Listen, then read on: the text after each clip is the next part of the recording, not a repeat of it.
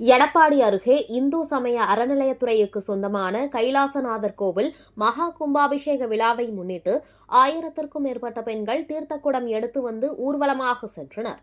சேலம் மாவட்டம் எடப்பாடி அருகே பூலாம்பட்டி பேரூராட்சியில் இந்து சமய அறநிலையத்துறைக்கு சொந்தமான ஸ்ரீ கைலாசநாதர் மற்றும் வரதராஜ பெருமாள் கோவில் மகா கும்பாபிஷேக விழாவானது நாளை நடைபெற உள்ளது. அதனை முன்னிட்டு 1000க்கும் மேற்பட்ட பெண் பக்தர்கள் பூலாம்பட்டி காவிரி ஆற்றுக்கு சென்று புனித நீராடி தீர்த்தக்குடம் எடுத்துக்கொண்டு பூலாம்பட்டி சந்தையில் இருந்து முக்கிய வழியாக சென்று கைலாசநாதர் கோவில் வரை பட்டாசு வெடித்து காளை மாடுகளுடன் குதிரைகள், பம்பை, கேரள செண்டை மேளதாளங்கள் முழங்க ஊர்வலமாக வந்தனர்.